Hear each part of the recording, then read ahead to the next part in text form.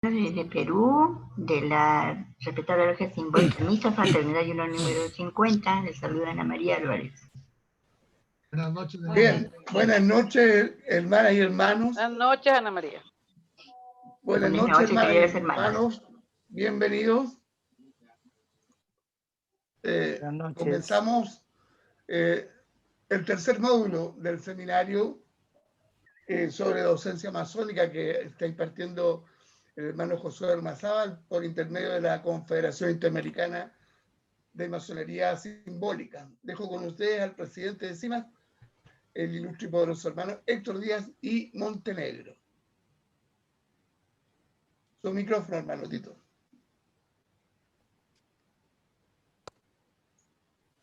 Gracias, querido hermano Juan Eduardo. Grandes maestros, grandes maestras, queridos hermanos y hermanos todos, sean bienvenidas nuevamente hasta... Le doy al nombre de la Confederación Interamericana de Masonería Simbólica, CIMAS, las más cordiales bienvenidas a este tercer módulo del segundo seminario de CIMAS, cual llamamos Introducción al Estudio del Método Docente de la Masonería. El relator ya es conocido de todos, Josué ya es íntimo y amigo de todo el mundo, entonces ya no necesita bibliografía ni presentaciones. Ya lo tenemos bien a la mano, ya lo tenemos. A cada rato lo miramos en todas partes. Las pautas para la plataforma son las mismas de siempre. Los participantes deberán tener sus micrófonos apagados mientras dure la charla. Las preguntas se harán por chat y serán respondidas al final de la presentación. Como siempre, los anfitriones, está el querido hermano Juan Eduardo y la querida hermana Candy, por cualquier consulta que puedan hacerle. Y les recuerdo, queridos hermanos, que en 2 horas más hay varios hermanos de las diferentes logias de Ecuador, de Perú y de Colombia que tienen sus logias tenidas regulares en Zoom también y deben entrar en sus respectivas logias, por lo que les pido que sean precisos y concisos en sus preguntas y sus respuestas. Vamos por iniciar esta tarde, la charla esta tarde, querido hermano Josué, toda suya la palabra. Muchas gracias, serenísimo gran maestro y presidente de CIMAS, ilustre poderoso hermano Héctor Díaz Montenegro. Por vuestro intermedio saludo una vez más, como cada semana, a las ilustres autoridades que nos acompañan, serenísimos grandes maestros y maestras, queridas hermanas y hermanos, venerables hermanos, queridos hermanos todos. Quiero iniciar dándole las gracias por concurrir una vez más a esta reunión fraterna, en el entendido de que creemos que estas reflexiones que estamos compartiendo nos ayudan de alguna manera a desempolvar lo que algún día se nos enseñó en nuestras lecciones de primer grado, y con el correr del tiempo podemos mirarlas desde ángulos distintos para tratar de extraer de ellas ciertas conclusiones personales que nos permitan reencantarnos con la magia de la masonería. Ese es de alguna manera el objetivo de este seminario. Entonces, como cada semana, procedo ahora a compartir nuevamente nuestra presentación. Y como podemos ver, esta lámina nos sirve de alguna manera para retomar un poco una pequeña síntesis de lo que hemos expuesto hasta ahora, ¿no? Y decíamos que a través de las distintas presentaciones que se han hecho, hemos podido concluir que la esencia del método docente de la masonería es que a través de la práctica del ceremonial, que ya a esta altura tenemos un concepto bastante bien definido, ¿cierto?, de lo que es el ceremonial, entendido como un sistema unitario que define la esencia de un método pedagógico. Y ese concepto, ya lo hemos dicho, se puede entender como sinónimo de rito con mayúscula, ¿cierto? Y así es como la expresión rito, obediencia, ceremonial o ritual, de alguna manera nos están hablando de un corpus de doctrina expresado a través de ciertas ceremonias que transmiten una información en base al uso del lenguaje simbólico. Y la característica esencial por la cual nuestra orden ha conservado esta práctica ceremonial y el uso del lenguaje simbólico es porque hemos podido demostrar de alguna manera que este método resulta muy eficaz a la hora de transmitir conocimientos que son muy distintos a los que habitualmente, ¿cierto?, tenemos acceso en el mundo profano, porque es información no solo de tipo intelectual, sino que también de carácter abstracto.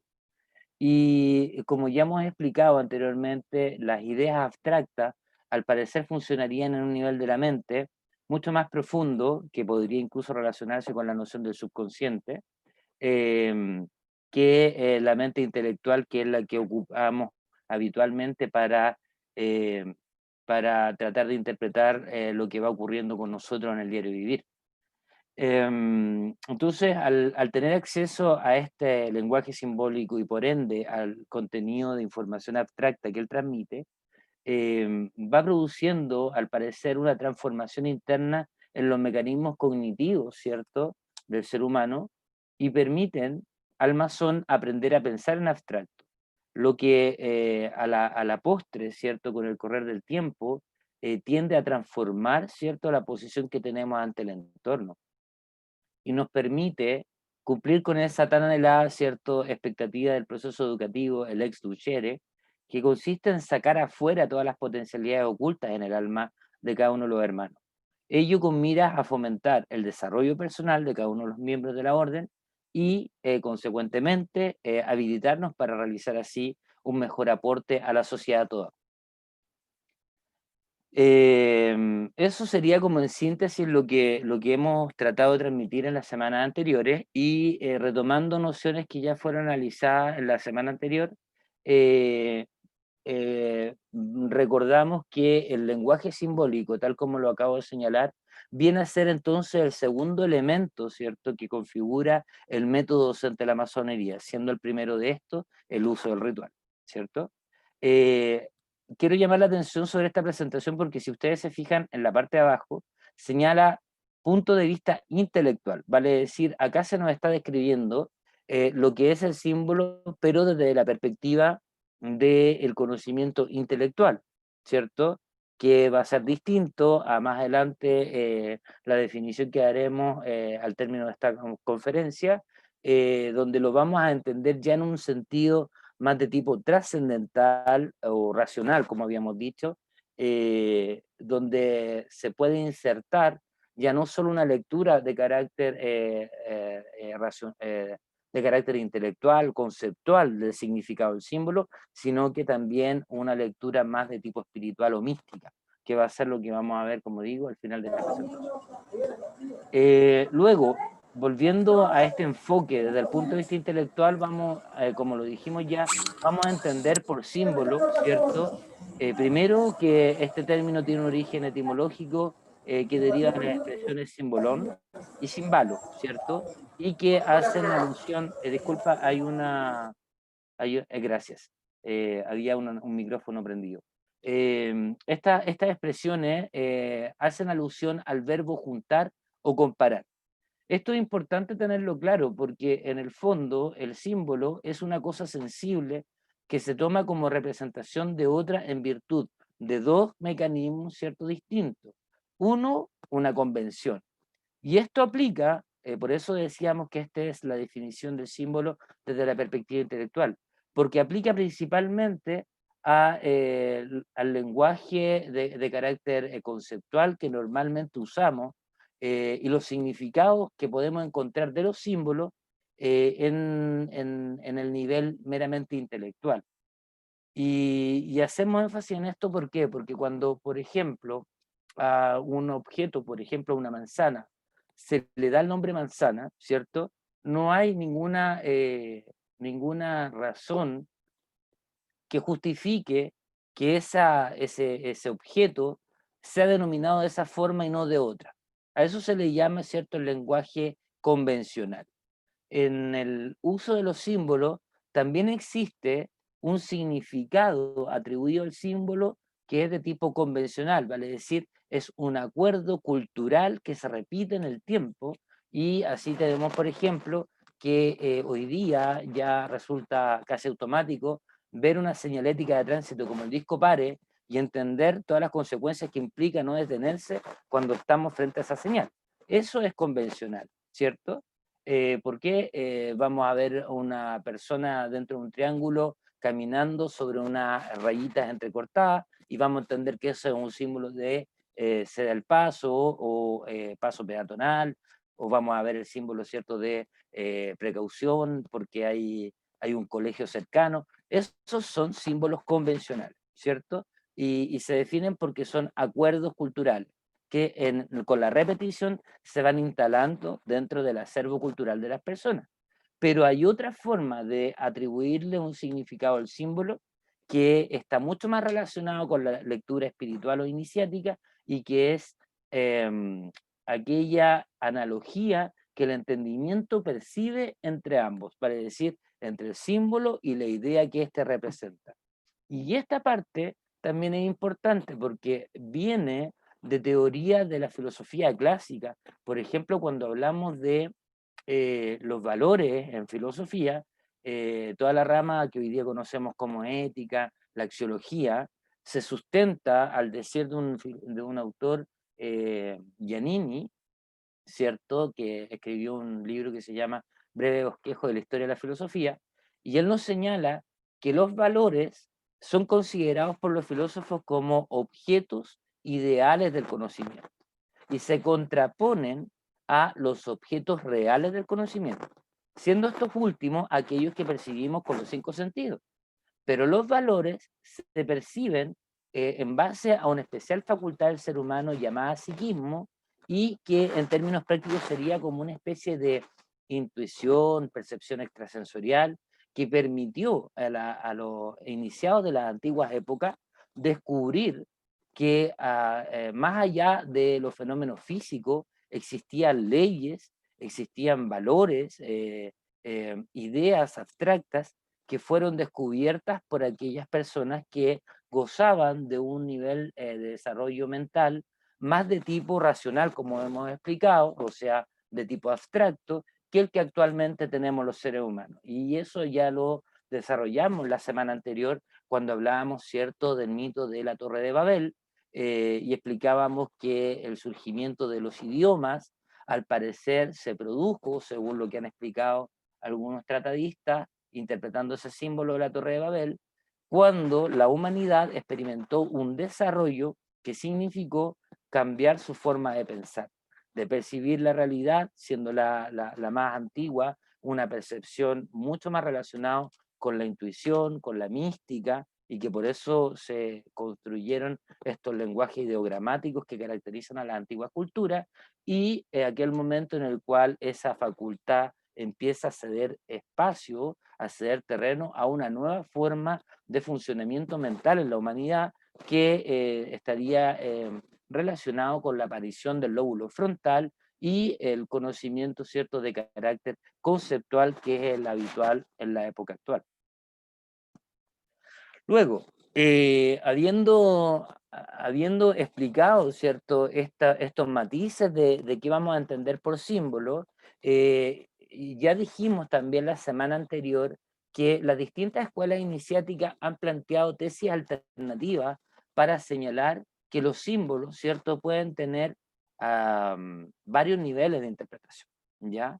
El primero habíamos dicho que, basado en el principio de la unidad del todo, el principio del mentalismo hermético, identificaba de alguna manera la interpretación que cada uno de nosotros puede hacer de un símbolo X con un aspecto cierto de la realidad universal, porque entre el símbolo en sí, que sería una noción que tiene realidad en nuestra mente, y la idea que el símbolo expresa, que también es de contenido mental, entonces habría como una especie de identificación, porque de alguna manera eso nos habla de validar la experiencia subjetiva de todos nosotros, porque las leyes que gobiernan el universo son las que originan todas las manifestaciones de la creación, dan origen a todos los tipos de seres, a todos los tipos de personalidades, y por ende todo sumado forma parte de la realidad cósmica.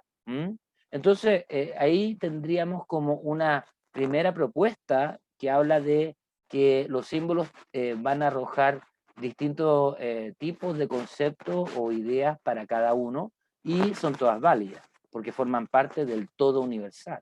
Sin embargo, hay otras escuelas que ya son de tipo dualista, que dividen a la realidad en dos grandes dimensiones, la primera de ellas sería la dimensión material, externa o perceptible por los sentidos, y como contrapartida estaría la realidad interna, invisible, metafísica, y que se podría, ¿cierto?, expresar en estas ideas abstractas que la mente es capaz de captar a través del trabajo con el lenguaje simbólico. Entonces, ya en esa lógica, ¿cierto?, entendemos que el símbolo es una ventana que nos abre la puerta a conocer otras realidades que tienen existencia a nivel abstracto y se pueden percibir con los niveles profundos de la mente o el subconsciente. Y esta teoría no resulta ser tan arbitraria si pensamos que el lenguaje natural del subconsciente, y que es donde se produciría este conocimiento racional en base a ideas abstractas, tiene como lenguaje natural justamente el lenguaje simbólico. Y esto lo ratificábamos, ¿cierto?, al darnos cuenta que los sueños, ¿cierto?, son actividades que se desarrollan dentro de nuestra mente a nivel subconsciente y son expresados a través de imágenes, de visiones que tenemos en el estado, ¿cierto?, de sueño. ¿Mm? Pero también hay otros estados de conciencia alterada que se pueden tener incluso estando en vigilia, como por ejemplo los estados de éxtasis místico, los estados meditativos, el uso de mandala, son todas formas de activar el funcionamiento subconsciente de la mente, y todas esas actividades de la mente también trabajan con imágenes. Por ejemplo, cuando se tienen premoniciones, cuando hay personas que tienen así como intuiciones de que va a venir un accidente o algo, muchos de ellos reciben ese mensaje desde un nivel subconsciente expresado en imágenes, como por ejemplo la psicografía de un autor muy famoso que se le atribuye haber podido profetizar, entre otras cosas, el incendio de las Torres Gemelas, y si no me equivoco sería Pallavicini. Y él hace psicografía, ciertos dibujos que para él tienen un significado que le permitieron, según algunos, de alguna manera adivinar o anticipar sucesos que ocurrirían posteriormente. Lo mismo se dice de otras personas místicas como Nostradamus, etc. ¿Mm? Entonces, ya tenemos ese nivel unitario, tenemos el nivel dual, lo dijimos la semana pasada, hay una tercera propuesta que es la que define al método docente de la masonería y que es la que propone un nivel ternario de interpretación del simbolismo, y encontramos también adicional a ello una cuarta propuesta que es la que se origina en la Kabbalah y que propone a través de una frase tradicional de esta escuela, conocida como Pardés, y que se traduce como el Jardín de las Granadas, ¿cierto? La tesis de que las enseñanzas cabalistas expresadas a través de la Torá, el Talmud y otros cuerpos de esa doctrina pueden ser interpretados al menos en 4 niveles distintos. Explicábamos también que estos enfoques de interpretación de varios niveles de significado del símbolo coinciden con tesis cosmológicas respecto de la creación. Y así vemos que el principio del mentalismo plantea que la realidad es una sola, porque todo está construido en esencia por la mente cósmica. La segunda lectura del sentido dual del símbolo está relacionado con, como dije, esta como visión dualista que divide el universo entre la materia y el espíritu, o si ustedes quieren, materia y energía, o lo físico y lo metafísico. La tercera lectura, que es la masónica, nos describe al universo como subdividido en al menos 3 niveles, ¿no? Que podríamos hablar de tierra, cielo e infierno en la nomenclatura gnóstica, ¿cierto?, medieval, o podríamos hablar de las nociones de tierra, purgatorio y cielo, o espíritu, cuerpo y alma, como concepciones que hablan de una multidimensionalidad de la realidad y que también aplican a lo que es la estructura interna del alma humana, donde se entiende al ser humano como un todo, se lo entiende como, como una parte física y metafísica, o sea, cuerpo y espíritu, la lectura ternaria, espíritu, cuerpo y alma, como ya mencioné, y la cuarta lectura, que sería de origen cabalista, que divide al ser humano en 4 niveles de conciencia diferentes y que también es ratificada en el lenguaje simbólico de la alquimia, cuando se nos dice, ¿cierto?, que el ser humano sería de carácter cuaternario y se ocupa el símbolo de los 4 elementos para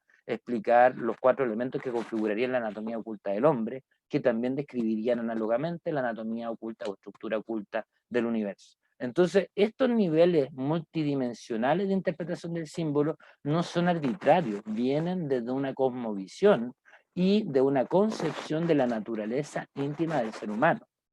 Volviendo ahora al que es tradicional en nuestra institución, según el magíster de Lavagnini, Aldo Lavagnini, en el manual del aprendiz, ¿cierto?, nos habla de la ley del triple sentido, que es la fórmula con la cual se puede interpretar el símbolo masónico. Y lo divide en 3 niveles de interpretación distinta. Uno de ellos sería el más externo, que coincidiría con el concepto de exotérico y que estaría relacionado con el aspecto material del símbolo y las instrucciones, las enseñanzas más básicas o más simples, superficiales, que se pueden adquirir a primera vista, como por ejemplo las que se nos comunican de forma sucinta en el ritual de iniciación en el primer grado, ¿cierto? Donde se nos explican algunas nociones sobre el simbolismo, pero dando a entender que hay mucho más que profundizar con respecto a esos pequeños extractos que se nos entregan. Como contrapartida está el sentido interno exotérico y el tercer nivel sería el sentido oculto o trascendental. Para ir asimilando un poco más en qué consiste cada uno de estos niveles, diremos, ¿cierto?, que cuando en masonería estudiamos el simbolismo, podemos también concluir que en el primer grado pareciera ser que el gran contenido de la instrucción que se nos da está dirigido al ámbito del desarrollo moral, ¿cierto? Y lo vemos ratificado, por ejemplo, en el color del mandil, que nos habla de la pureza, del valor del trabajo, el devastar la piedra bruta como la corrección de los defectos de nuestra personalidad. O sea, todas esas ideas nos hablan de un desarrollo ético que se le empieza a exigir al miembro de la orden y estaría muy emparentado con este nivel exotérico o externo del significado del símbolo masónico. Su ámbito de aplicación es prioritariamente la conducta humana y el desarrollo de una reflexión axiológica por parte de los hermanos de la orden. ¿Cuáles son las fuentes donde encontramos este tipo de información de carácter moral y exotérica que explica el simbolismo? En la forma material del símbolo, su representación gráfica, las explicaciones que nos entregan los libros, los rituales, las cámaras de instrucción, etc. Este nivel ya lo podemos hacer coincidir, ¿cierto?, con ese concepto que hablábamos en clases anteriores de lo que es el conocimiento conceptual, ¿ah? Porque es información que, si bien es cierto, es seleccionada para darnos un desarrollo adicional al que ya traíamos desde la profundidad, no deja de ser una información de carácter fragmentaria, ¿cierto? Y ahí es donde nosotros podemos ver que este método es utilizado por otras escuelas también, y como tiene esta naturaleza fragmentaria, subjetiva, las explicaciones que se pueden dar del símbolo, pueden haber personas que interpreten el símbolo en direcciones bastante singulares para justificar sus propias doctrinas ideológicas. Y en eso la masonería, afortunadamente, como tiene otra lectura más profunda del símbolo que vamos a analizar a continuación, tiene una especie de cortafuego a los fenómenos de manipulación que en otras escuelas pueden llegar a dar origen incluso a la formación de sectas, ¿ah? Porque en la secta el desarrollo de lo racional, ¿cierto?, va, en vez de ser fomentado, a ser conculcado, y van a pasar rápidamente a informaciones o doctrinas de carácter espiritualista que disocian al candidato de los procesos de análisis, de reflexión. Entonces, desde esa perspectiva, la masonería en este nivel, si bien es cierto, nos entrega información moral, esa información moral puede ser manipulada dependiendo del nivel de persona que nos esté entregando la información. Vamos a tener, ¿cierto?, la posibilidad de darnos cuenta que estamos siendo manipulados si además de este nivel de interpretación del símbolo adicionamos los que a continuación explicaré. El segundo nivel, según este autor que estamos analizando, que se puede, en el que se puede interpretar el simbolismo, habla, ¿cierto?, del sentido interno o esotérico. Y acá ya empezamos a concluir varias cosas. Cuando se habla de interno, se puede decir, por ejemplo, que una forma de entender lo interno o lo esotérico es que es información que se entrega al interior de un templo, vale decir, está protegida por el secreto iniciático, el secreto masónico. Esa es una forma de entenderlo. Pero también podemos entender por esotérico o interno aquello que tiene que ver con el interior del individuo que está en el proceso de investigación y estudio de la enseñanza masónica.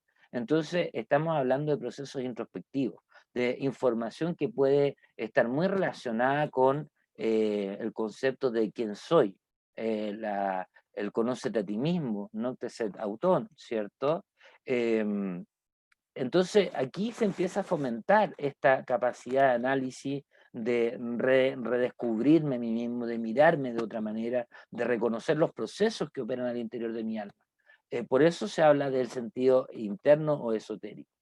Y el ámbito de aplicación de esta información radica principalmente en el foro interno del individuo y en la psicología humana. Vale decir, esta información va a ser como lo que podríamos llamar la psicología profunda, la psicología esotérica, la psicología transpersonal, ¿cierto? Y va a ser una herramienta de muy alto nivel de significación para quien empieza a descubrir este otro nivel más profundo de las lecturas que el simbolismo puede tener.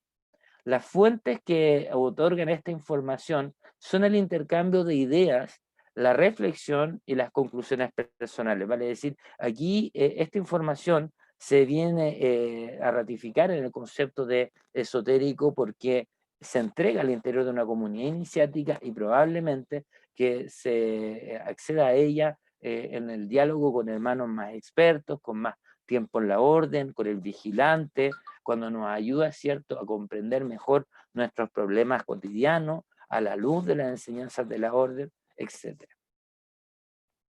Y luego, el tercer nivel de interpretación del simbolismo es llamado el sentido oculto o trascendental, ¿cierto?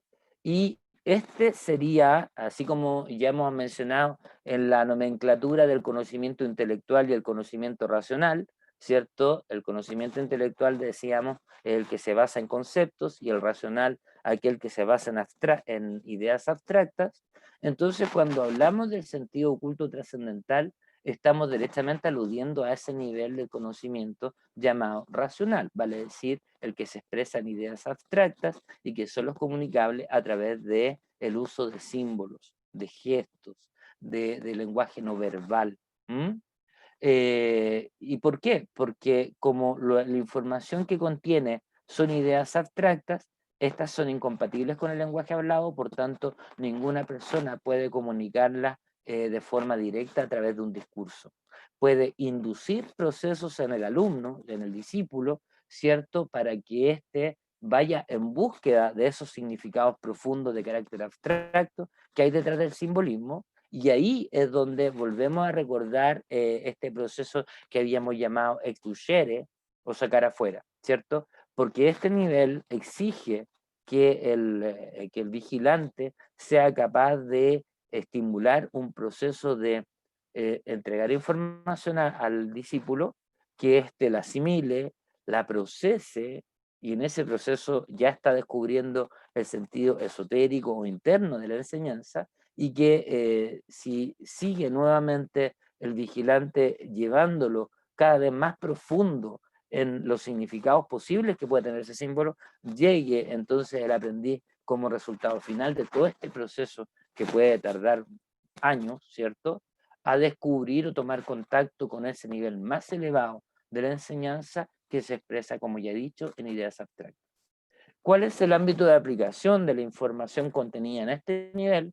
Es el aspecto trascendental de la existencia humana, la dimensión espiritual de la creación. Vale decir, se entiende que el poder llegar a pensar en base a este tipo de información que las ideas abstractas nos permiten asimilar, nos va a ayudar a darnos cuenta realmente en qué consiste la vida, en qué consiste la esencia del ser humano, cuál es el propósito de la vida, el propósito de la creación, cuál es la verdadera estructura en la cual está construido el universo, las leyes que lo rigen, cómo puedo yo hacer uso de esas leyes para mi desenvolvimiento espiritual.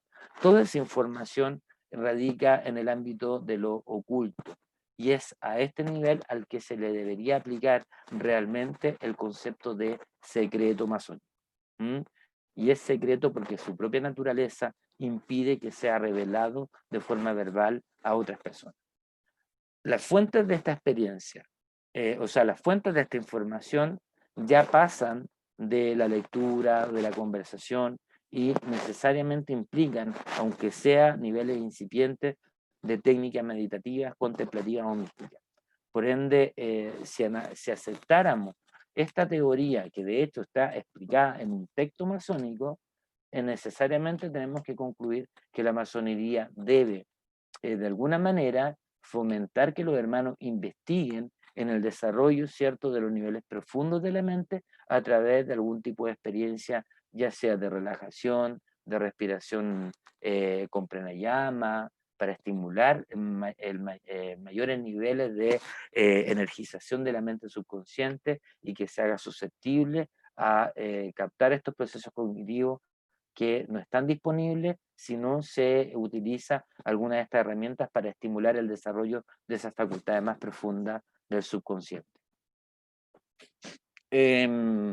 Lo que he dicho está resumido en esta presentación y podemos entonces concluir que el sentido material o exotérico y el sentido interno esotérico, ambos dos, al ser posibles de ser transmitidos en forma verbal o por escrito, estarían relacionados con el nivel de conocimiento meramente intelectual del que ya hablaba. Mientras que ratifica esta presentación el hecho de que el sentido oculto o trascendental estaría en correspondencia con la noción de conocimiento racional o abstracto y por ende no se puede expresar mediante el lenguaje corriente y solo se puede acceder a él a través de un lenguaje ideogramático o simbólico como los idiomas arcanos o el simbolismo masónico.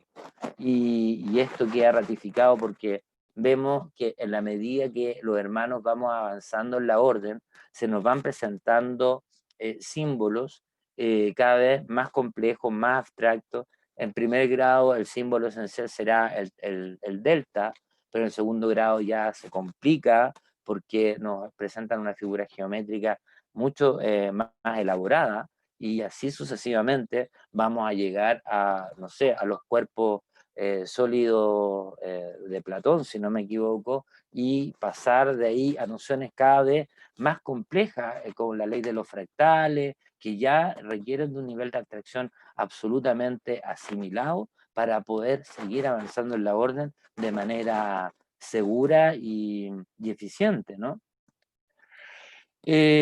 Ahora bien, como decía al principio de esta presentación, el concepto de símbolo que explicamos al principio era desde un enfoque intelectual, ¿cierto? Pero ahora esta nueva noción de símbolo ya nos apunta a la lectura más de tipo espiritual, de corte abstracto, místico, incluso si se quiere mágico u ocultista. Y en este punto de vista trascendente, entendemos, ¿cierto?, que el símbolo constituye aquello que se conoce como el noumeno. Noumeno es un término que proviene de la filosofía, ¿cierto? Y es muy usado en filosofía y se le entiende como como sinónimo de neuma, y neuma es decir, el aire. Vale decir, es esa parte abstracta, esa parte intangible, invisible, que sería la información que es contenida en el símbolo. Información que, como ya he dicho, puede ser meramente conceptual o puede ser muy abstracta como la que se expresa a través de ideas.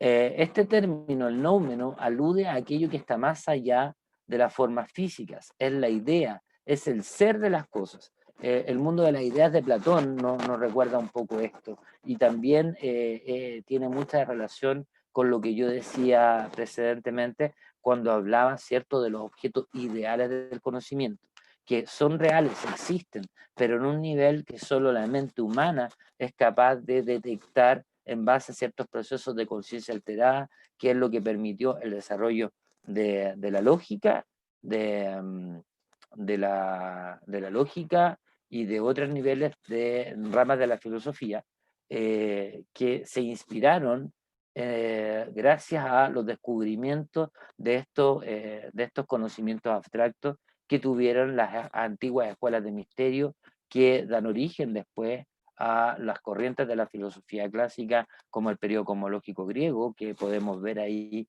una identidad, una semejanza calcada entre lo que proponían las antiguas escuelas de sacerdotes en la India, Egipto y en otras culturas, con los postulados que después hacen los filósofos para tratar de explicar el origen del universo, en base a ideas como el G, el fuego, el aire, el agua, como lo sostiene la escuela cosmológica griega, ¿cierto? O como por ejemplo plantea Pitágoras que el número sería, ¿cierto?, la razón de todas las cosas, lo que creó el universo, ¿cierto? Se habla de que Dios geometriza. Bueno, número viene de neuma, y neuma es ese mundo abstracto, el mundo de la idea de Platón. Entonces estamos hablando de la parte metafísica del universo y de la parte metafísica del ser humano. Y se contrapone el concepto de fenómeno. Y el fenómeno está relacionado con la apariencia exterior o sensible del noumeno. Es como la idea se expresa ante la mente humana a través de objetos que son perceptibles por los 5 sentidos, ¿cierto? Y estas dos nociones están muy, muy emparentadas con el símbolo de la escuadra y el compás. Tanto es así que el propio Magíster de Lavagnini nos dice que una de las interpretaciones que se puede hacer de la escuadra es que esta representa la materia y el compás representa el espíritu. Pero si lo llevamos a nivel de funcionamiento de la mente humana, el mismo autor nos dice que la escuadra representaría el nivel de mente intelectual, que está haciendo juicios permanentes de la realidad y clasifica la realidad en base a la ley del principio de dualidad de manifestación, atribuyéndole connotaciones valóricas de agrado y desagrado, por ejemplo. ¿Ah? Entonces eso sería la escuadra, el nivel intelectual que está juzgando la realidad, aceptando o rechazando los fenómenos que percibe, pero siempre fragmentando la información que el fenómeno en sí mismo contiene. Mientras que por otro lado el compás representaría el nivel, ¿cierto?, de la mente racional, que piensa en ideas abstractas y que, como el símbolo elocuentemente nos indica, mientras que la escuadra está expuesta de manera rígida, atrapada en estos juicios que hacemos de la realidad, el compás tiene la flexibilidad de poder separar y unir, ¿cierto?, aspectos de un determinado tema, vale decir, esas ideas que son contradictorias aparentemente, cuando se piensan en abstracto, cuando se piensan con el nivel profundo de la mente, pueden ser reconciliados. Y esa es una habilidad que hoy día en la psicología moderna se le llama habilidades blandas. ¿Ah? El que las personas tengamos esta capacidad de pensar de manera flexible hace posible que tengamos mecanismos de adaptación a los cambios del entorno mucho más eficientes que aquel que está todo intelectualizándolo, todo juzgándolo, todo discutiéndolo, criticándolo. Son dos formas de actitud ante la vida totalmente distintas y que tienen su origen en los procesos nociológicos que se dan al interior del alma. Estas ideas que aparecen en esta nueva presentación nos ratifican lo que ya he dicho respecto de que el símbolo puede tener un significado de corte convencional, pero eso está más aplicado a lo que ya señalé, al conocimiento intelectual. El símbolo de naturaleza analógica es aquel que identifica al símbolo con una idea que se oculta detrás de él por una especie, como decíamos al principio, de analogía o semejanza, relación de parentesco que el intelecto o la mente humana es capaz de descubrir y que vincula a uno y a otra cosa. Entonces, por ejemplo, de esta interpretación analógica, lo primero que podemos señalar es que el método clásico para poder ir descubriendo los significados del simbolismo provienen de un texto muy antiguo conocido como la Tabla Esmeralda, ¿cierto? Y que es una especie de poema cuyo significado es realmente impresionante. Se dice que ahí está sintetizado todo lo que son las leyes de la alquimia, de la magia, de la iniciación, y se le atribuye a un alto iniciado, Hermes Trismegisto, ¿cierto? Y forma parte del corpus hermético y de lo que se conoce como filosofía hermética o alejandrina. En ese texto encontramos la siguiente sentencia que dice: esta es la verdad, lejana de cualquier velo de falsedad. Lo que está abajo es similar a lo que está arriba. Y vemos acá, ¿cierto?, que esta figura geométrica de la escuadra de alguna manera nos ayuda a ratificar que uno de los significados de la escuadra, y recuerden ustedes cuando se dice que pasar del grado aprendial del compañero es pasar del nivel a la perpendicular, ¿cierto? O de la perpendicular al nivel, dependiendo del rito en el que uno esté trabajando. ¿Qué significa? Significa que, por una parte, estar, ¿cierto?, en el nivel perpendicular es estar, ¿cierto?, viendo las cosas desde una perspectiva externa, ¿ya? Pero pasar a la vertical, ¿cierto?, es relacionar la perspectiva externa con los principios causales que se ocultan detrás de la perspectiva externa. Si pensamos un poco más complejo, supongamos que el ritual dijera pasar de la horizontal a la perpendicular, sería pasar de lo horizontal o apariencia externa de la realidad a lo vertical, ¿cierto? A lo perpendicular, que sería lo que nos apunta a las causas metafísicas de los fenómenos. Pero también se puede entender si lo decimos al revés: pasar de la vertical a la horizontal, ¿cierto? Y pasar de la horizontal a la vertical, ambas dos funcionan. ¿Funcionan en qué sentido? En que son movimientos del análisis lógico que hace la mente que pueden ser complementarios. Porque si yo haciendo por la perpendicular a un segundo nivel de realidad, expresado por ejemplo en el nivel esotérico del simbolismo, ahí también se da hubo un progreso perpendicular, pero ahí dentro de ese nivel también hay una horizontal, que es toda la familia de ideas que están en el nivel esotérico. Si yo paso de la horizontal a la perpendicular, haciendo un nuevo nivel. Entonces, estas fórmulas que contemplan los rituales son fórmulas que tienen un nivel de profundidad tremendo, que se va captando justamente cuando uno va entrenándose en el uso de este tipo de herramientas analíticas. Y esto no es propio de la masonería. Existe, por ejemplo, como ejemplo, podríamos hablar de los koan, ¿cierto? Koan o koan, me parece que es el término, que son especies de paradojas que se usan en el budismo para colapsar a la mente. Y que la mente es cierto que está normalmente encasillada en definiciones de carácter conceptual, se vea superada para dar origen, ¿cierto?, a un pensamiento de tipo abstracto y omnicomprensivo. Ese mismo método de saturar la racionalidad en la mente, también está presente en el método socrático. Yo los invito, sobre todo a los que no han estudiado, no han tenido la oportunidad de estudiar, por ejemplo, en qué consistían las doctrinas esenciales de Sócrates, que investiguen qué es el método socrático.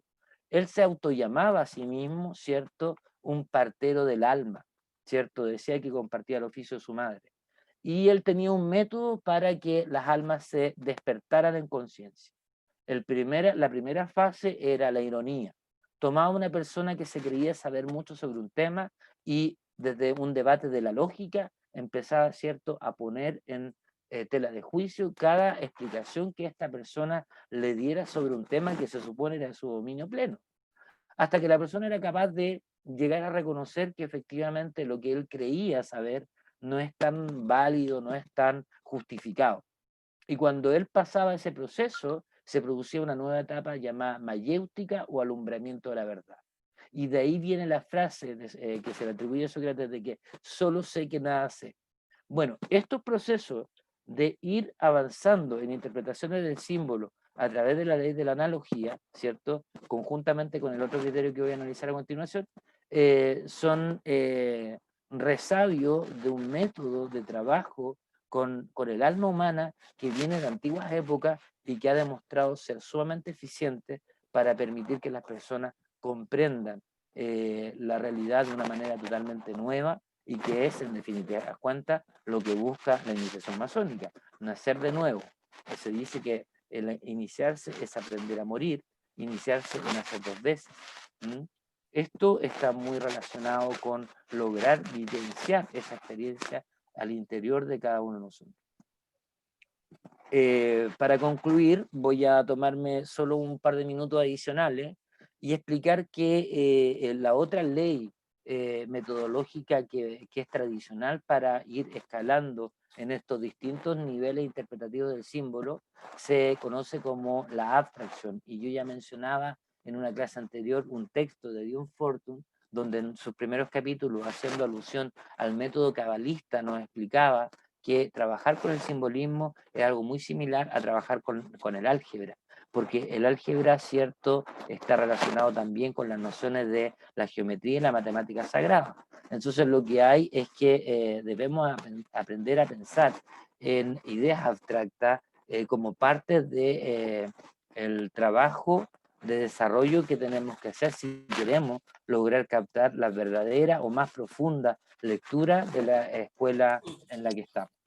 En ese sentido, voy a dar un ejemplo de cómo se podría hacer un proceso de abstracción a nivel de una idea muy, muy corriente. Tomemos, por ejemplo, el concepto del sol, ¿cierto? Y pensemos en el sol y digamos que voy a hacer la siguiente propuesta.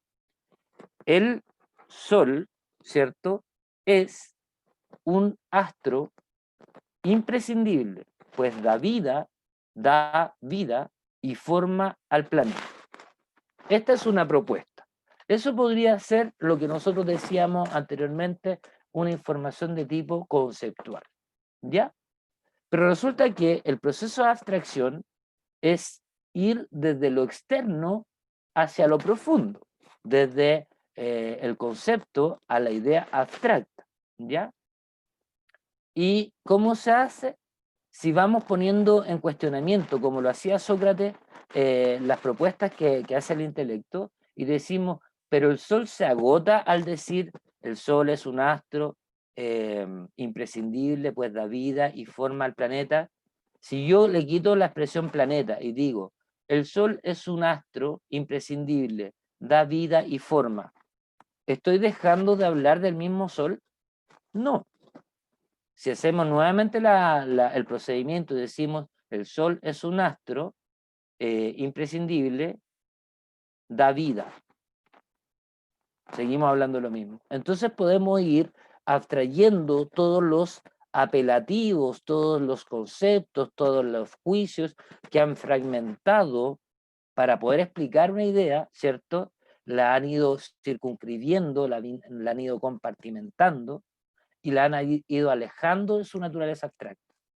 Y en la medida que yo voy haciendo cada vez más avances en esta técnica de abstracción, puedo llegar entonces a reunir toda la información en el vocablo él.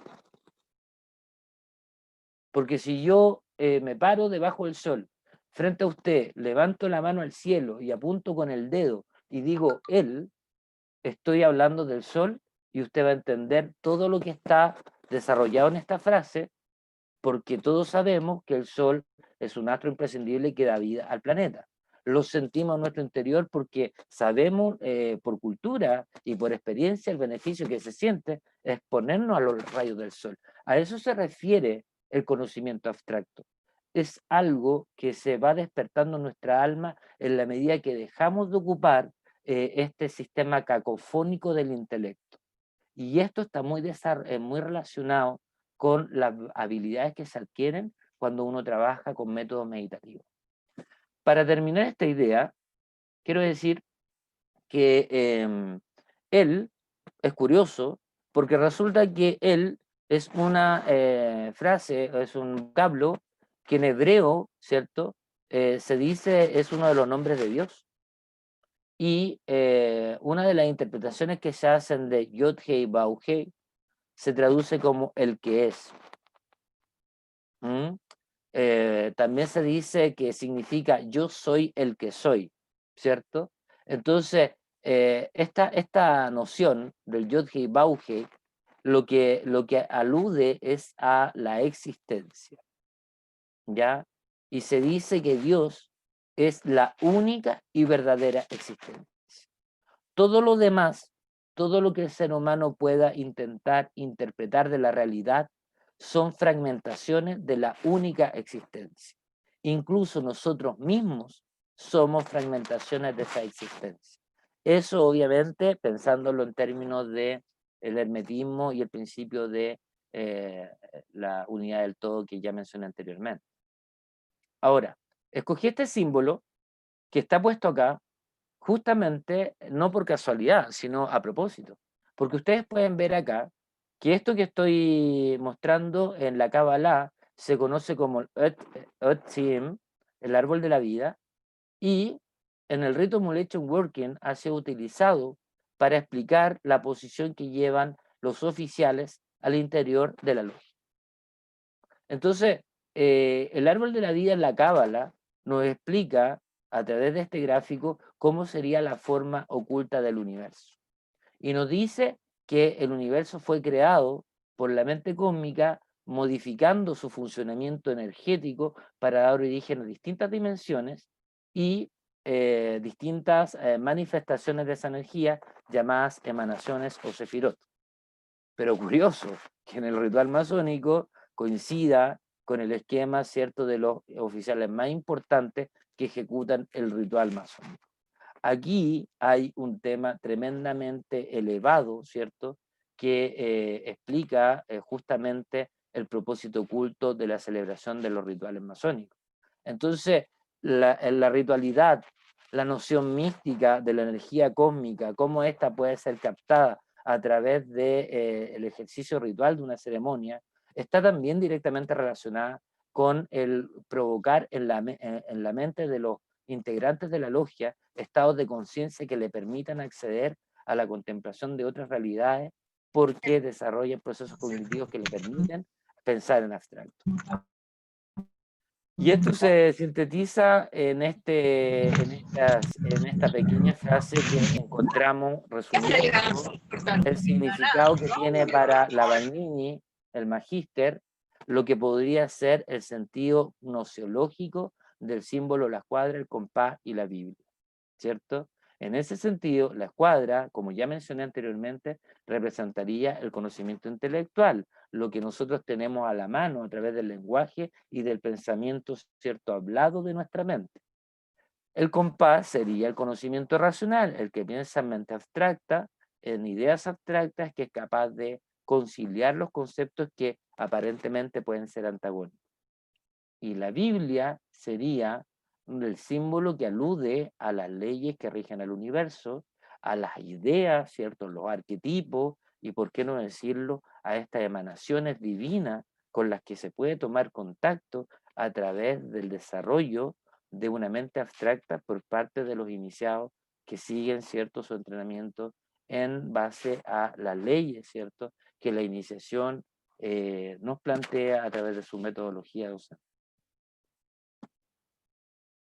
Por último, concluyo diciendo que todo esto que se ha señalado no es, como lo he dicho antes, un invento mío. Se dice en el Magíster de Lavagnini, ¿cierto?, que la gramática es aquella, ¿cierto?, la gramática simbólica es el estudio con el cual debe familiarizarse el adepto del primer grado.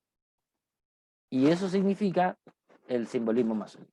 La gramática está compuesta por los símbolos que se le presentan al aprendiz, ¿cierto? Entonces se le va a mostrar la lectura externa del símbolo. Una vez conocidas las letras, o sea, este lenguaje ideogramático, le será posible combinarlas y relacionarlas mutuamente y así leer las palabras que resulten de su combinación. Vale decir, aquí ya estamos entrando a la relación, ¿cierto?, de el símbolo con el segundo nivel de la enseñanza masónica, que tiene que ver con la instrucción, la estructura interna, los conceptos, ¿cierto?, que están asociados a la enseñanza exotérica del símbolo. Y al ir relacionando internamente de manera introspectiva estas nociones, ¿cierto?, va con la experiencia adquirida en el estudio de la lógica, que es este segundo nivel, a adiestrarse en la retórica. Es decir, y fíjense en esta expresión, el uso constructivo del verbo. O sea, acá nos está diciendo que si nosotros hacemos todo este trabajo de desarrollar internamente procesos nociológicos conforme al método tradicional de la escuela iniciática, lo que empieza a comunicar el hermano que ha sido capaz de lograr estos procesos de transformación interna de ex ducere, inyecta en su palabra un poder creativo, ¿cierto? Un poder creativo que impacta la realidad, haciendo posible incluso que éste logre transformar la realidad conforme a los dotes creativos que están ocultos dentro de su propia alma. O sea, ahí viene a darle otra significación a la voz maestría, porque la retórica significa ser capaz de transmitir el sentido profundo, místico de la enseñanza masónica. Y no solo se transmite verbalmente, sino a través del todo que constituye el individuo, ¿cierto? Y eso me permite transformar la realidad en la que yo vivo y ayudar a otros hermanos a transformar su propia realidad y el mundo entero, si se quiere. Todo esto estaría resumido en teoría, ¿cierto?, en esta frase que se nos comunica en el primer grado, cuando se nos dice: no sé leer ni escribir, solo sé deletrear. Dadme vos la primera letra y yo os daré la segunda. O sea, este proceso de transformación es un proceso que tiene que estar muy vinculado entre el discípulo y el maestro, pero para que esto se produzca, el maestro debe haber pasado por estos procesos de transformación interna, si no va a ser muy difícil que pueda habilitar a sus discípulos a que sigan sus pasos. Concluyo con la presentación de hoy y para no abusar más del tiempo y a ver si podemos alcanzamos a escuchar algunas preguntas.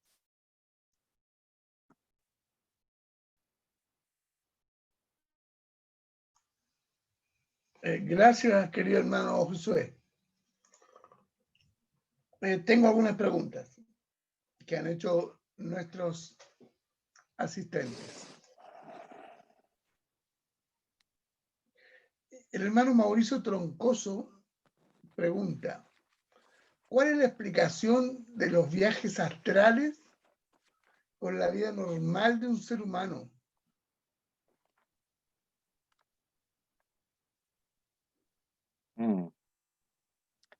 Ya.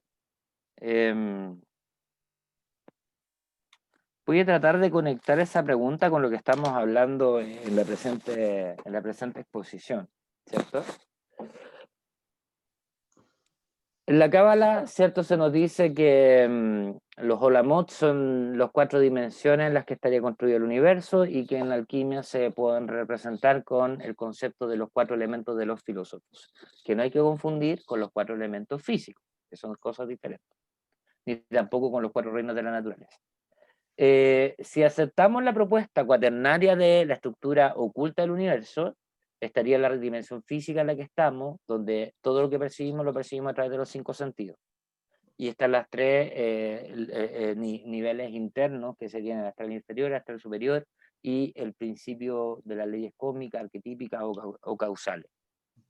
Entonces, en esa dimensión, el nivel del psiquismo más burdo, más grosero, sería el nivel del astral inferior, ¿ya? Porque nuestra actividad psíquica es influenciable por las leyes que rigen el plano astral inferior. Para quienes tengan nociones de tarot, se representa esta dimensión en el arcano de la luna, ¿cierto? Que es como el subconsciente, el nivel más oscuro del subconsciente. Tiene que ver con el concepto, ¿cierto?, del guardián del umbral, etc. ¿Mm? Entonces, cuando se habla de viajes astrales, entendemos que hay un nivel de la mente que tiene la capacidad, así como la mente consciente nos permite percibir la realidad a través de los 5 sentidos, la mente subconsciente tendría la posibilidad de permitirnos comprender o contactar o percibir las realidades profundas en las que se sustenta el universo, y el primero de los niveles que está por encima de la materia física es el nivel astral inferior, ¿cierto? Y si nosotros tenemos actividades subconscientes, porque tenemos sueños vívidos, sueños lúcidos, porque tenemos cierta técnica o entrenamiento meditativo, porque tenemos facultades parapsicológicas, podemos entonces recibir información que supera la explicación que podríamos hacernos a través de la mente intelectual o simple lógica. ¿Cómo es posible que en el campo las personas puedan saber cuándo viene un terremoto?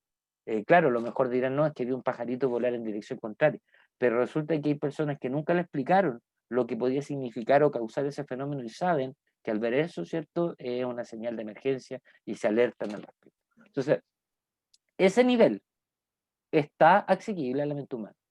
Y ese nivel es una de las partes de la realidad que no percibimos con los 5 sentidos. Los viajes astrales, por ende, parten por experiencias que puedan permitirme acceder a estados que no son propios de una persona que está 100% consciente en la realidad física. Desde ahí hacia adelante se pueden dar distintas explicaciones de lo que es el viaje astral, porque el viaje astral no solo significa desdoblarse, ir, no sé, a la India con la velocidad del pensamiento. El viaje astral es un concepto que puede aplicarse de muchas maneras distintas. Con respecto al entrenamiento astral, ¿cierto? Este requiere una serie de técnicas que se deben desarrollar de manera gradual, sistemática y disciplinada, porque las personas que experimentan con los fenómenos astrales o subconscientes, si ustedes quieren, parapsicológicos, sin haber desarrollado una resistencia psíquica, porque está trabajando con energía psíquica, y esa energía es muy difícil de controlar, porque nosotros no estamos habituados a manejar altos niveles de energía psíquica, porque funcionamos en un nivel muy bajito, que es la mente lúcida o consciente, ¿cierto? Cuando empezamos a meternos en esas zonas del subconsciente, se abre una olla, y es lo que está en la alegoría, ¿cierto?, del discípulo de mago, el aprendiz de mago que desató el hechizo y después no supo cómo revertirlo. ¿Ah? Esos fenómenos astrales tienen que ser dados en un contexto seguro, por una persona que tenga experiencia astral y que sea capaz de transmitir esa experiencia de manera segura, metódica, bajo sistemas tradicionales. Entonces, yo podría explicarle eso al hermano por ahora, porque creo que nos alejaría demasiado el tema, pero justamente, si uno estudia el simbolismo y además lo hace desde una perspectiva meditativa, va a tener acceso a información que se da en estados de conciencia alterada que no descartan, ¿cierto?, la posibilidad de experimentar realidades más allá de la física, y que es lo que en el lenguaje esotérico se conoce como los planos astrales. Eso, hermano. Gracias, hermano Josué. El hermano Mario Abultaif Vargas pregunta: ¿por qué se habla de creación y no de existencia, teniendo en cuenta que ni la ciencia ni creencia alguna puede confirmar algo al respecto, y lo dicho son solo teorías.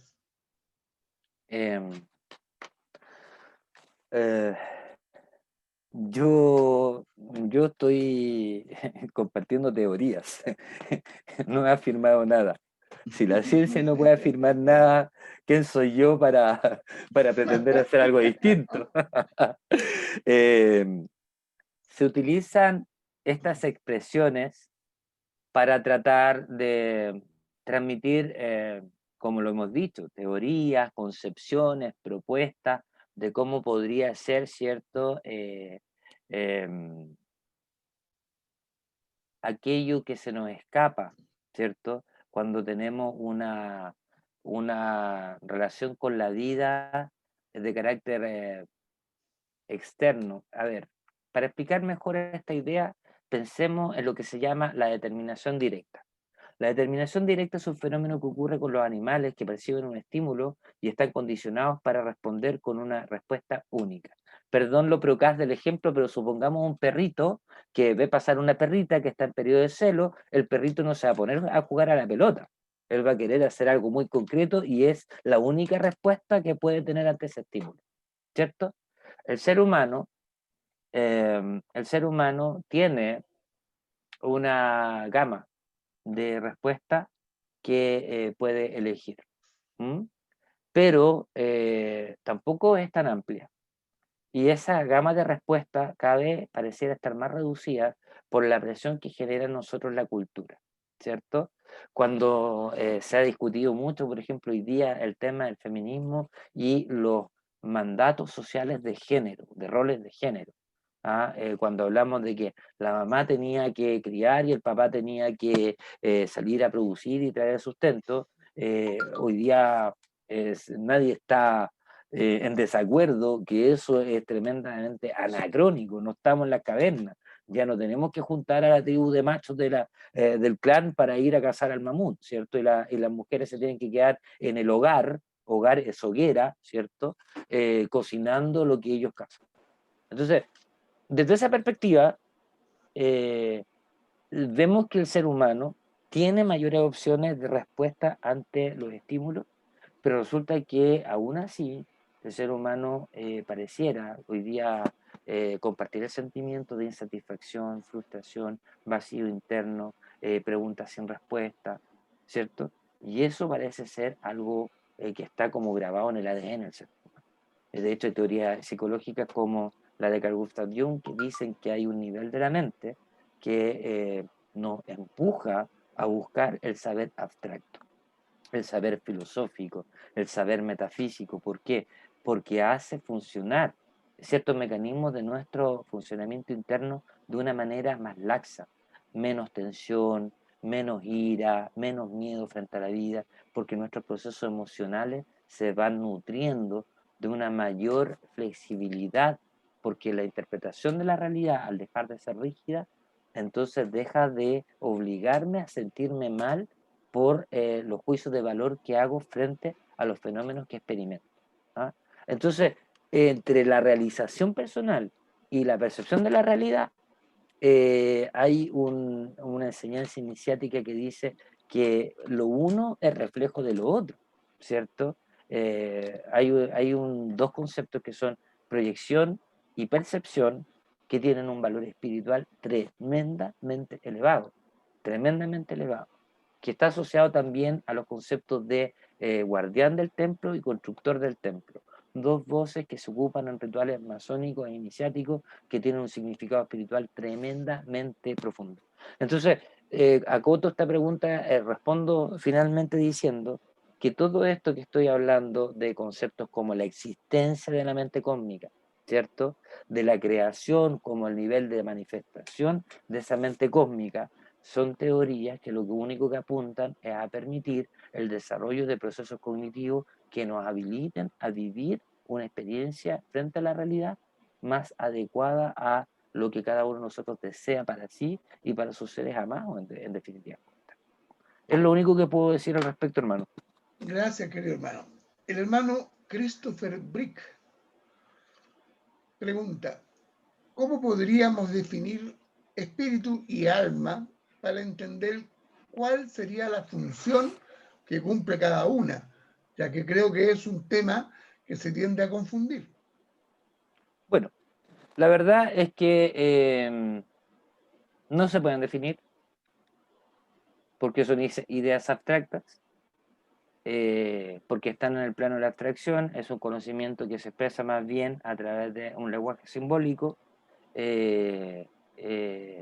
Yo puedo dar un concepto del espíritu, del alma, que no tiene por qué ser compartido por ninguno de los aquí presentes, y la prueba de ello es que existen miles de religiones que entienden que incluso el ser humano no tiene alma, otro que no tiene espíritu y que solo es alma. La verdad es que no se puede definir, hermano. Lo que nosotros estamos planteando es que hay una forma, a través del uso del simbolismo, que permite a la mente humana comprender cosas que van más allá de debates meramente intelectuales como la pregunta que se me está planteando. Eso es todo lo que puedo decir al respecto. Yo no podría darle esa información porque está en un nivel de la formación iniciática que solo es asequible a través de estos mecanismos sutiles que la iniciación contempla a través del uso del lenguaje simbólico. Bien, nuevamente el hermano Mauricio Troncoso y González pregunta, ¿cómo un aprendiz entiende un símbolo?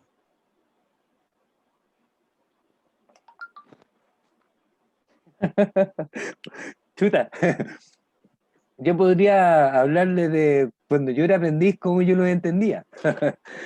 No sé cómo lo entiende cada uno, eso es como complicado de responder. Tratando de interpretar la pregunta, evidentemente que lo primero que se nos muestra van a ser las enseñanzas que están en los textos y en los rituales, ¿cierto? Y eso es información que ya hemos dicho de carácter exotérico y que está relacionado con el conocimiento de carácter conceptual.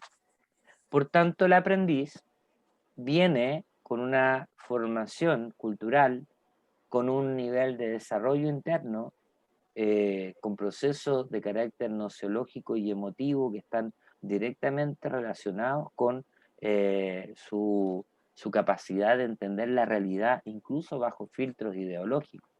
Entonces, lo que yo puedo decir es que el aprendiz va a estar de alguna manera muy influenciado por todas las experiencias formativas que traiga desde afuera, y esas experiencias van a ser o un habilitante o un elemento que entorpezca la asimilación de esta enseñanza que el lenguaje simbólico puede dar a nivel más externo en el primer grado. Va a incrementar las capacidades de entender el simbolismo, ¿cierto?, en la medida que sea acompañado de explicaciones que le permitan captar que se puede tratar de pensar la realidad de otra manera, ¿cierto? Y es lo que yo creo que la masonería trata de hacer a través de las sugestiones. Recordemos que el ritual es un psicodrama, o sea, es un drama que tiene un impacto psicológico y también psíquico, entendiendo por psíquico lo que se refiere más a lo subconsciente, a la cosa parapsicológica, a los fenómenos místicos.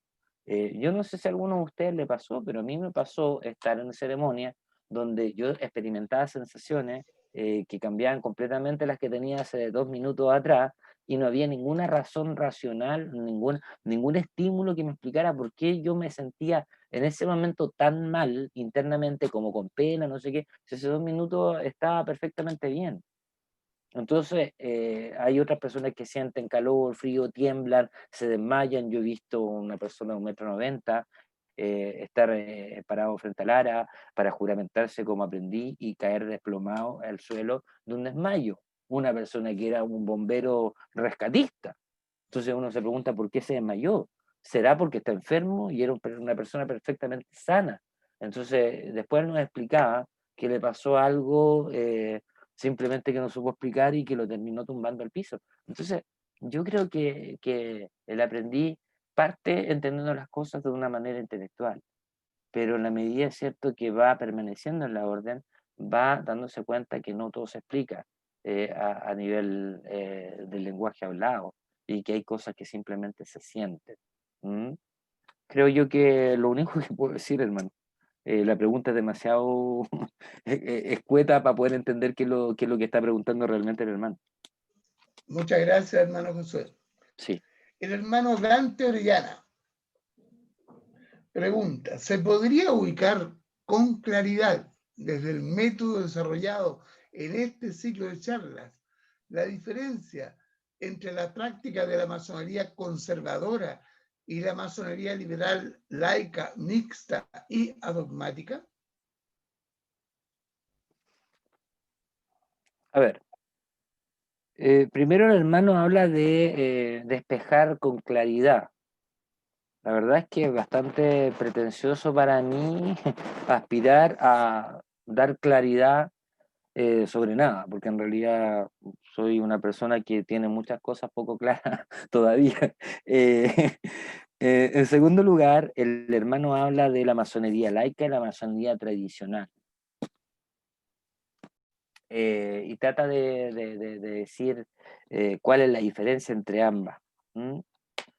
Yo creo que esta pregunta, casi estoy seguro que se me hizo ya en otra sesión, y me remito a lo dicho en esa oportunidad. Yo creo que el tema del método docente que estamos explicando viene como herencia de otras escuelas iniciáticas mucho más antiguas que la masonería. La masonería, según los autores que yo gusto de leer, se podría entender como la continuadora de las escuelas de misterio, ¿cierto? Y desde esa perspectiva tiene mucha evidencia que hace posible aceptar esta tesis, al menos cierto a priori, como una posibilidad, no como una afirmación categórica.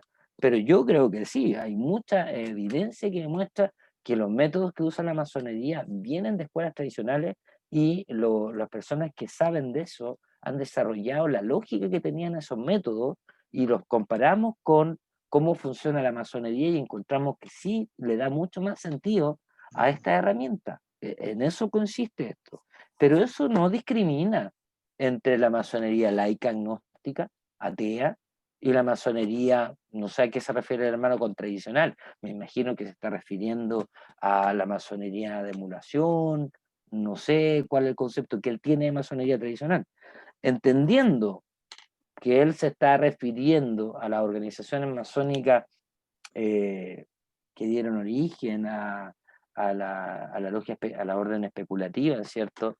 La masonería especulativa en 1717, con Elías Ashmole, con las constituciones de Anderson. Si él se refiere a esa masonería y la compara con la masonería moderna, que se declara como agnóstica o atea, yo no creo que haya una diferencia en los métodos.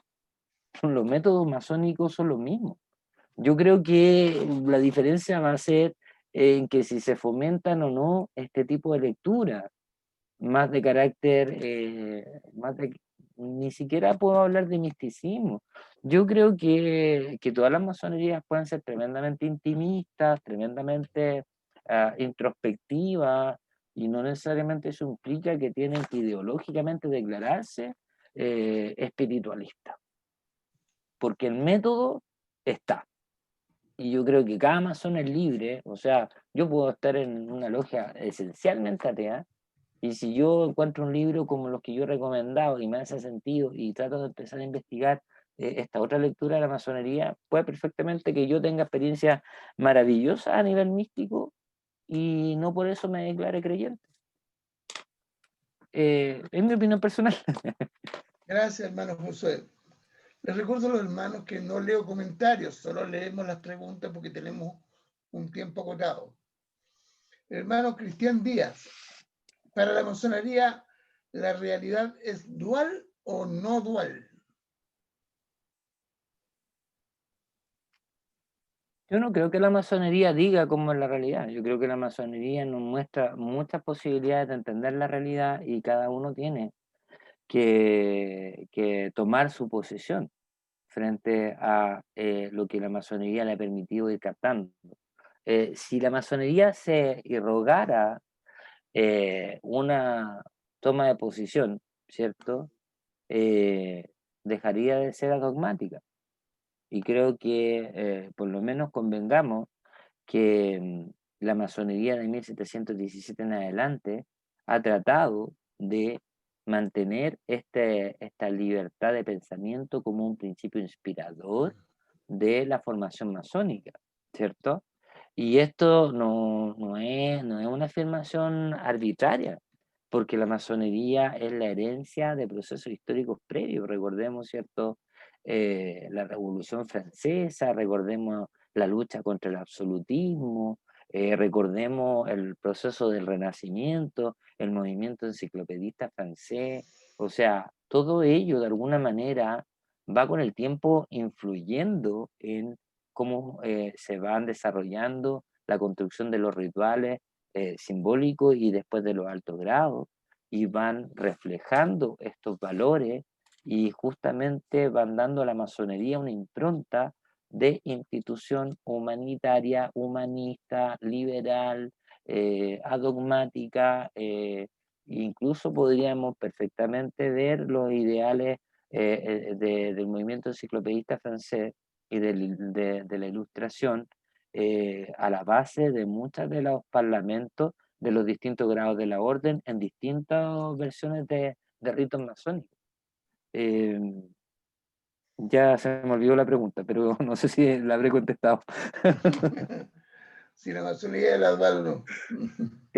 No, yo creo que la masonería no toma una posición para nada. La masonería muestra un espectro muy amplio de herramientas, de interpretaciones, y cada cual va tratando de sacar de ahí lo que le hace más sentido y cree que puede aprovechar para su propia transformación y crecimiento personal. Yo no creo que sea dual. El hermano Orlando Zambrano Oviedo. Acorde a la triada gramática, lógica y retórica, podría considerarse como la interpretación racional el mensaje que transmite el primer versículo de Juan 1:1. El principio era el verbo y el verbo era con Dios y el verbo era Dios. Podría considerarse como el trazado o guía de nuestro camino masónico. Wow, no entendí la pregunta, súper larga para poder retenerla. Él habla de acuerdo a la triada gramática, lógica y retórica, ¿cierto? ¿Ya? Y ahí menciona el primer versículo de Juan. En el principio era el verbo, y el verbo era con Dios, y el verbo era Dios. Pregunta si esa triada, de acuerdo a la gramática, lógica y retórica, ahí no encuentro la conexión, ¿podría considerarse como el trazado o guía de nuestro camino masónico?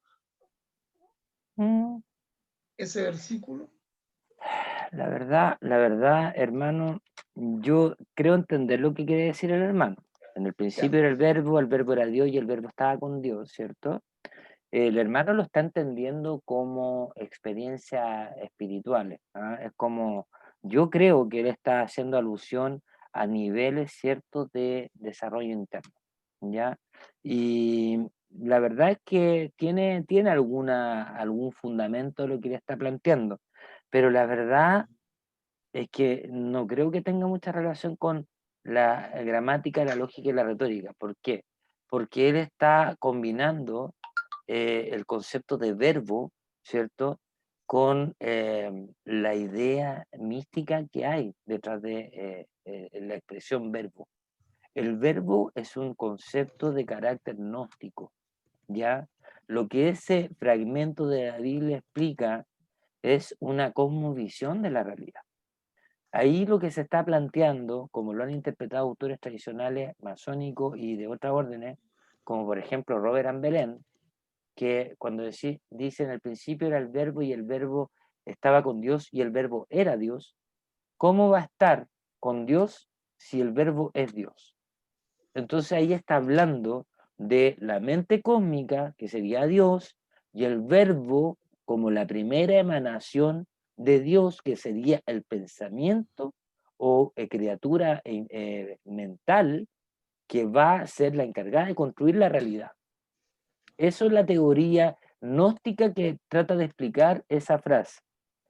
Y si el hermano me dice que eso nos habla de nuestro camino iniciático, ya, sí, si usted quiere decirme que mientras más evolucionado estoy yo, primero veo la realidad, la natura naturans, por ejemplo, y yo veo a Dios en la naturaleza, y después veo a Dios en los fenómenos más de carácter místico, y después veo a Dios en un estado extático, ¿y a eso se está refiriendo usted con el camino iniciático? Sí.